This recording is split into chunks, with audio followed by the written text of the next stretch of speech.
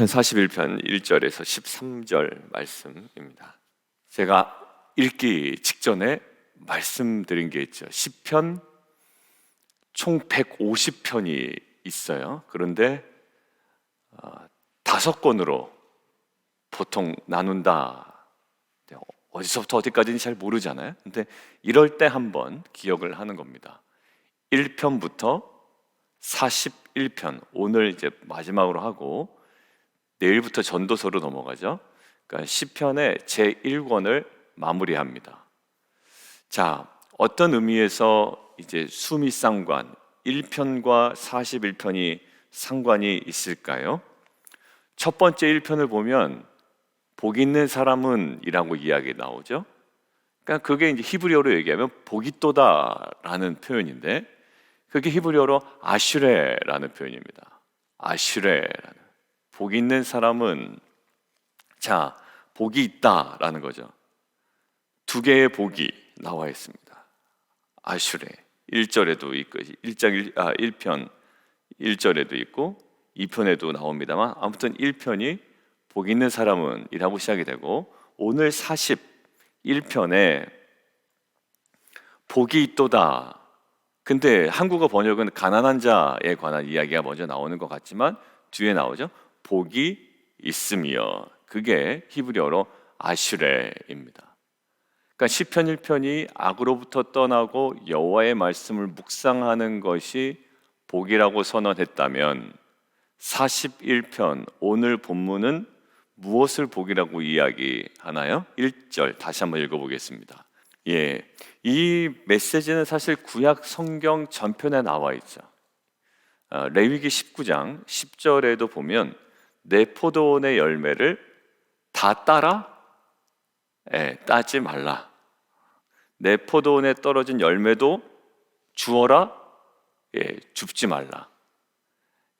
따지 말고 줍지 말라. 뭐 하지 말고 다 따지 말고 다 줍지 말아라. 근데 우리는 끝까지 빼먹으려고 그러죠.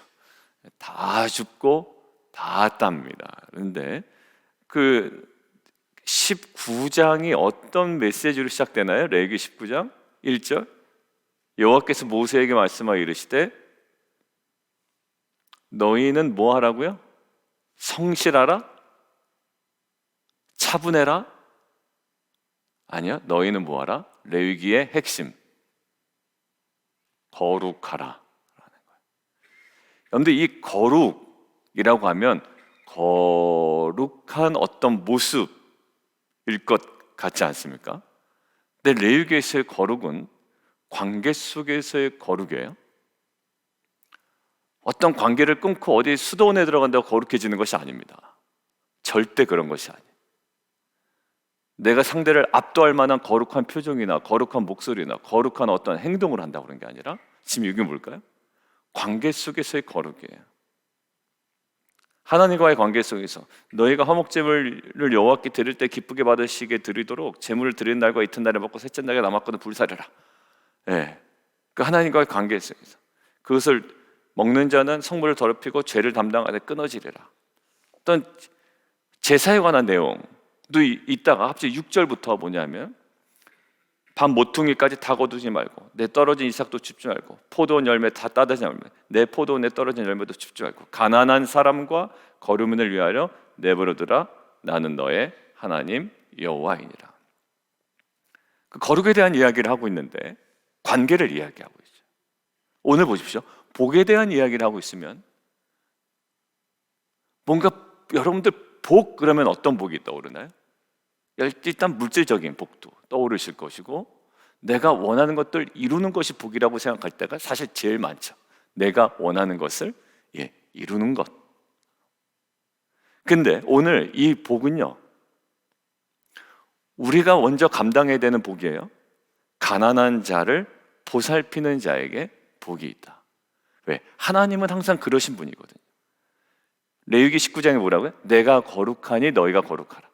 나와 상관없이 그냥 우리에게 어떤 거룩에 대한 표준을 정하시고 하나님께서 너희들 이렇게 살아라고 주신 게 아니라 내가 거룩하니 너희가. 그러니까 그 거룩의 속성에 누가 들어가 계십니까? 하나님이 들어가 계시죠. 가난한 자를 돌본다는 건 굉장히 많아요. 가난한 자는 너희 가운데 끊이지 않겠다라는 거예요. 그리고 고아 과부를 절대로 그렇게 박대하지 말아라고 구약 성경에 나와 있죠. 왜? 그게 하나님의 속성이기 때문에. 어젠가 그저께 얘기했습니다. 진정한 예배는 뭐라고요? 하나님의 뜻과 나의 기쁨이 일치되는 지점이다라는 거예요. 여러분들, 이게 하나의 숙제처럼, 제가 어제 피스메이커 할 때도 꼭 작성해야 됩니다, 막 거의 이제 숙제에 대한 잔소리를 얼마나 앞에 했는지를 몰라요. 근데 그러면서 하는 거, 그래도 안 해도 괜찮습니다. 그렇지만 하면 너무 좋습니다.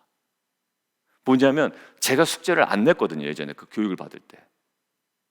첫 주에 뭐 이거 작성한다고 뭐가 좀 달라지겠어? 근데 두 번째 주에 제가 늦게 냈어요.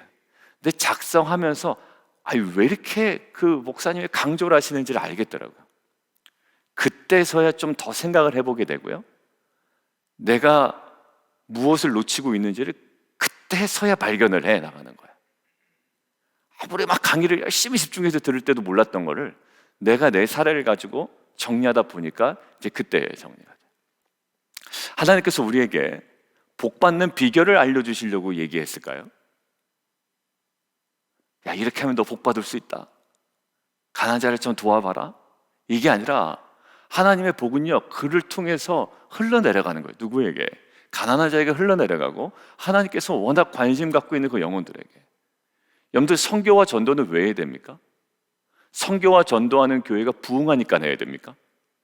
아니야, 거기 그 자체 하나님의 마음이 남겨져 있는 거예요. 그러니까 우리가 그것들을 기뻐하지 아니하고 계속 미루고 우리가 만약에 늦춰진다면 하나님의 기쁨에 우리가 일정 부분을 누리지 못하고 있는 거죠. 그 선교와 전도에 우리가 더 헌신함으로써 얻어지는 기쁨은 그렇게 헌신하지 않으면 느끼지 못하는 기쁨이에요. 가난한 자를 보살피는 자에게 복이 있다는 것은 방법을 알려주는 것이 아니라 그때에 누려지는, 반드시 우리에게 얻어지는, 그것을 통해서만 누려지는 우리에게 복이 분명히 있는 줄 믿습니다. 그러니까 선한 일을 하시는 분들은 계속 선한 일을 하고요, 돕는 분들은 없어도 돕고 뭔가 이래요. 그러니까 그러면서 하다 이제 확장되는 복이 있죠. 그 자체로 감정적으로 느끼는 복뿐만 아니라 내가 공급했더니, 내가 어려운 가운데 도왔더니, 이것은 물질적이든 정서적이든 어떤 영적이든 그 가난한 자를 도왔더니 느껴지는 감정적인 복뿐만 아니라 하나님께서 확장시키시는, 또 그에게도 부어주시는 복이 있죠. 저는 이게 하나님의 마음에, 하나님의 속성에 부합하는 성도의 어떤 삶의 가장 소중한 부분을 회복해 나가는 모습이라고 저는 믿습니다. 그러니까 이것이 이제 숙제처럼 되는 거죠. 가난한 자를 돕는 것도 숙제, 전도와 선교도 숙제, 그리고 무엇도 다 숙제처럼 여겨지면 하나님 얼마나 가슴 아파하실까요? 맞죠? 어제 제가 그 숙제하라고 그 잔소리하는 게, 아마 하나님께서 아니 숙제 아니야, 이건 정말 복이야 라는 거예요. 맞습니다. 어제 제가 그렇게 강조했던 것도 그래요. 이거는 여러분들 숙제가 복입니다. 그 가운데 여러분들 반드시 더 생각하게 될 거고요, 그리고 더 연구하게 될 거고, 더 발견하게 될 거고, 더 알아가게 될 거고, 그 사람의 관심사가 뭔지, 입장이 뭔지, 쟁점이 뭔지 이제 써내려갈 때만 여러분들이 그것들이 선명해질 겁니다. 사랑하는 성도 여러분, 우리가 시편 1편이 아슈레 복이 있다라고 할 때 처음에 악으로부터의 단절, 악인의 길을 쫓지 아니하고 오만한 자의 자리에 앉지 아니하고 죄인의 길에 서지 아니하면서 여호와의 율법을 주야로 묵상하는 것이 진정한 복이라고 했어요. 시냇가에 심겨놓은 나무를 비유하면서. 근데 오늘 41편에 복이 있도다라고 할 때 어때요? 가난한 자를 보살피는 자에게 복이 있으며, 이것은 하나님의 그 속성에 우리가 기쁨으로 참여하는 것입니다. 그러니까 예전에 보면 참 잘 섬기시는 분들이 있어요. 저는 이제 기아대책기구에 있었기 때문에 선교에 헌신하는 교회, 그다음에 지역교회, 지역사회 그 전도와 구제에 헌신하는 교회들을 상대적으로 많이 봐왔잖아요, 다른 사람들보다. 그러니까 사람들은 한국 교회가 이 모양이냐라고 할 때 저는 그렇게 헌신하는 교회들을 찾아다니고 만나고 대화 나누고 경험하게 됐어요. 근데 사실 여러분들, 큰 교회니까 하지라고 하지만 사실 그렇지가 않더라고요. 우리가 뭐 부자라고 남을 다 도와주는 것도 아니고 마음의 여유가 있다고 그러는 것이 아니라 결국 어떤 사람이 은혜를 받은 자가 하더라고요. 은혜 받은 자가, 하나님의 그 은혜를 받은 자. 그러니까 시간이 있어도 못해요. 시간이 있어도 그냥 딴 거에 허송세월 하지 사실 거기에 막 집중하지는 못합니다. 시간이 있어서 되는 것도 아니고 은혜가 있어서 되는 것도 아니고 신앙 경력이 있어서 되는 것도 아니고 뭐 전도나 선교에 대해서 교육을 받았다고 되는 것도 아니에요.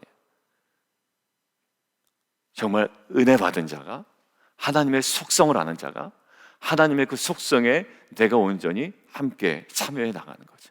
거기서 누려지는, 내가 거룩하니 너희도 거룩하라라고 얘기했던, 그리고 하나님의 그 속성에 내가 온전히 참여로 누려지는 그 복. 여러분들, 이것이 정말 우리에게 과연 계속 숙제가 돼야 되고 마지막까지 미뤄둬야 되는 일이 될까요? 아니요. 오히려 저희가 어떤 상황이든지 제일 먼저 해야 되는 삶의 우선순위가 아닐까요? 내가 받는 복을 위함이 아니라 하나님께서 갖고 계신 그 속성에 내가 거룩하게 참여하는 저와 여러분 되기를 주님의 이름으로 축원드립니다. 자, 그리고요, 어제 제가 미리 얘기한 그 내용이 오늘 좀 나오네요. 그죠? 이 시편 저자 다윗이라고 저희가 이제 추정하는데 표제가 되어 있는데, 이 시편 저자가 경험하고 있는 어떤 상황이 아주 명확하게 나와 있습니다. 지금 어떠냐면, 여호와께서 그를 병상에서 붙드시고 3절, 그가 누워 있을 때마다 그의 병을 고쳐 주십니다. 그리고 내가 말하기를 여호와여 내게 은혜를 베푸소서, 내가 주께 범죄하였사오니 나를 고치소서 하였나이다. 지금 나를 고치소서라고 이야기를 합니다. 그 다음에 병상에서 붙드시고 병을 고쳐주시나이다에 대한 어떤 그 고백이 있었고요. 그 다음에 원수들이 와서 하는 것도 뭐라고 얘기하냐면, 어느 때에나 죽고 그의 이름이 없어질까, 아마 건강이 좋지 않은 상태예요. 그리고 8절, 이르기를 악한 병이 그에게 들었으니 이제 그가 눕고 다시 일어나지 못하리라 하오며.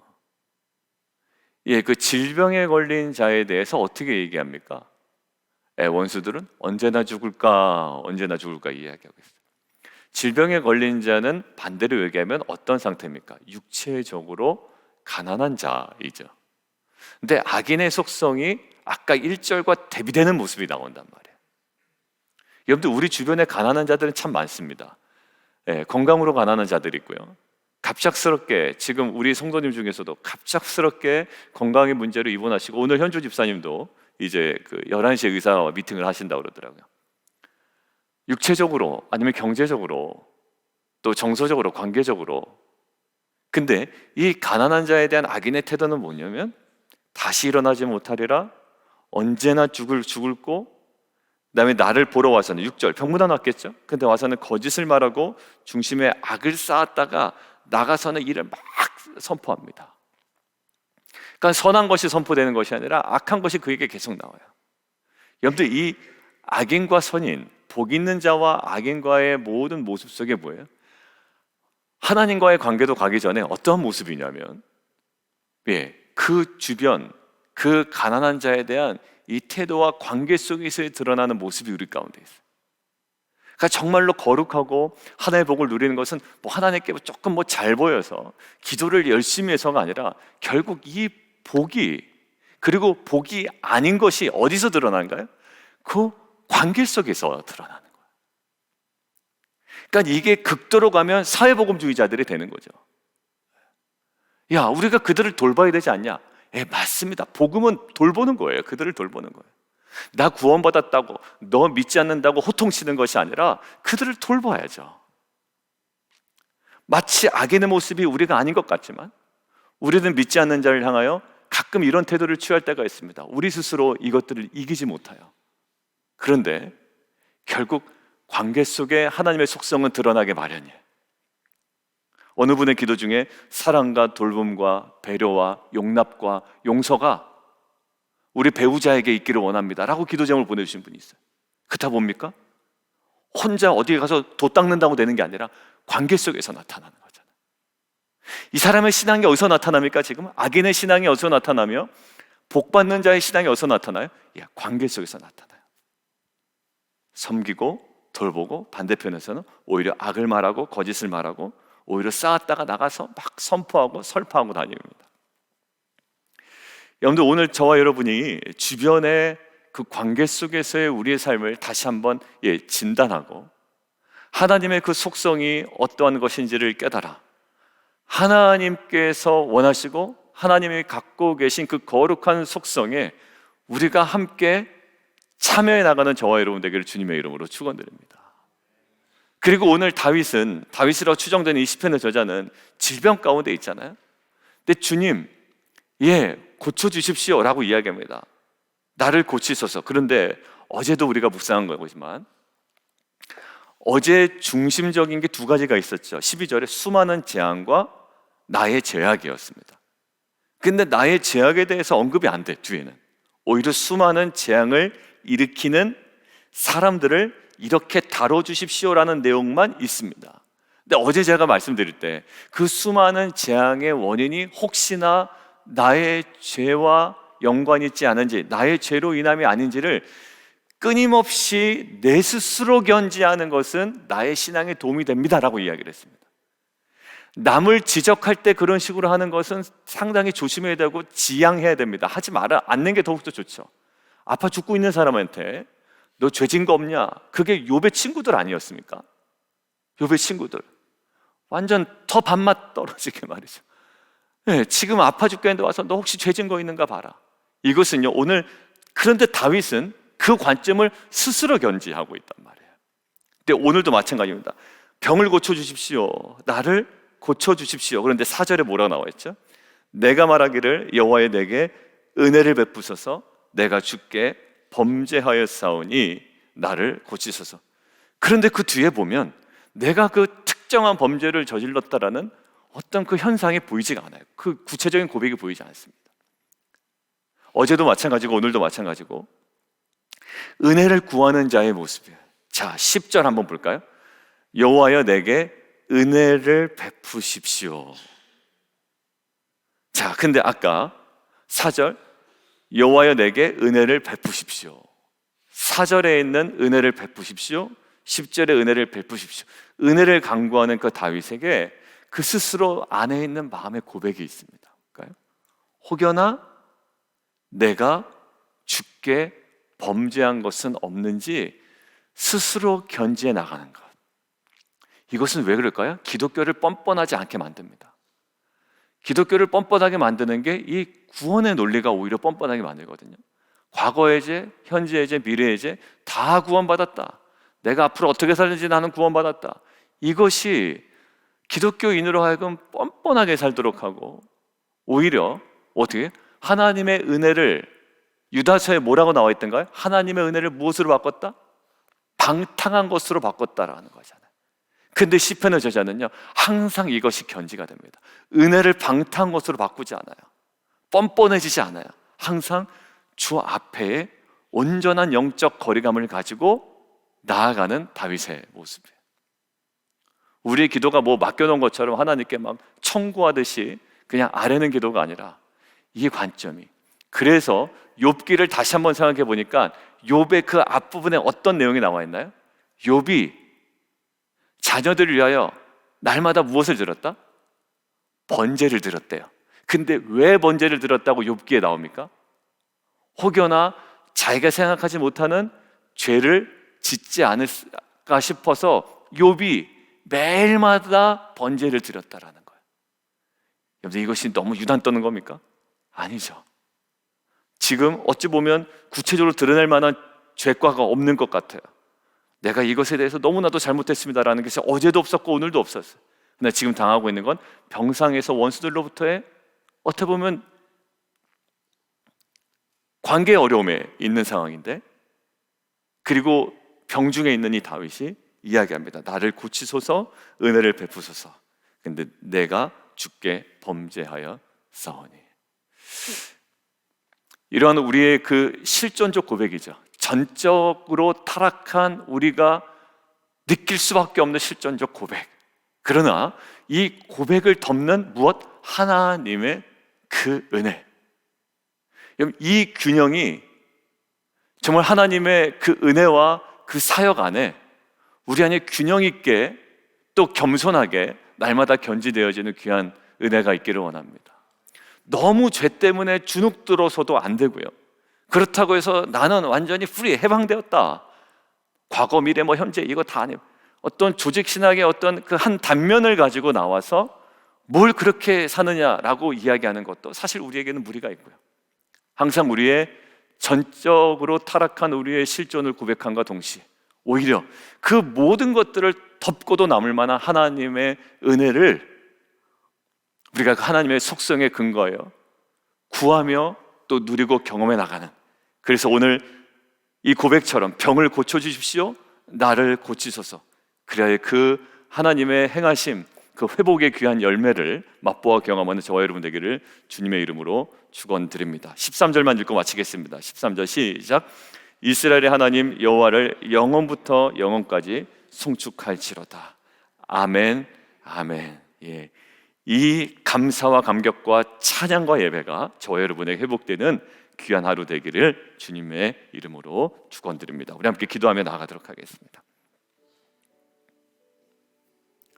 우리 함께 좀 기도하기를 원하는데요, 아슈레라고 시작이 됩니다. 시편 1편이 복이 있다라고 시작되고 오늘 시편 41편 첫 번째 권이 마무리되는 41편도 아슈레로 시작됩니다.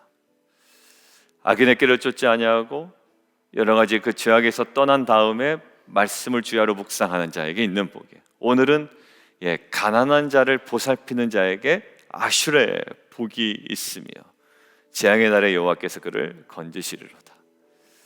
근데 그 악인들, 원수들의 특징은요, 오히려 질병에 거해 있는, 육체적으로 가난해 있는 자기에게 와서 악담을 하고 오히려 거짓을 말하고 악을 쌓았다가 선포하며 이제 그가 눕고 다시 일어나지는 못하리라 라는 이야기를 합니다.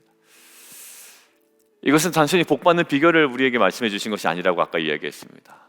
레위기 19장에서도 내가 거룩하니 너희가 거룩하라, 하나님의 거룩의 속성에 우리가 참여하기를 원하셨죠.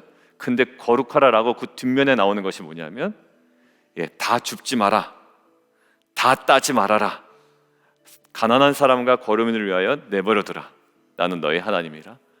이것이 우리 안에 보여져야 되는 거룩이라는 거예요.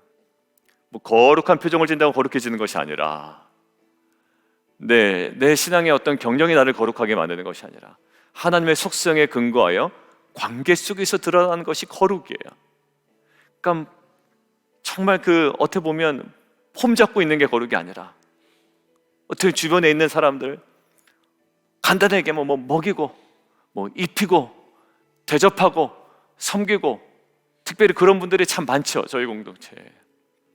여러분들, 진정한 하나님께서 허락한 하나님의 그 속성에 우리가 온전히 참여함으로, 그 안에 온전히 들어감으로 우리 안에 있는 거룩과 하나님께서 허락하시는 그 복과 그 자체도 복이고, 하나님께서 그 복을 우리를 통하여 그를 통하여 확장시켜 나가는, 그래서 진정한 하나님 나라를 경험해 나가는 저희 공동체에게 도와주십시오. 우리 함께 기도하며 함께 나아가도록 하겠습니다.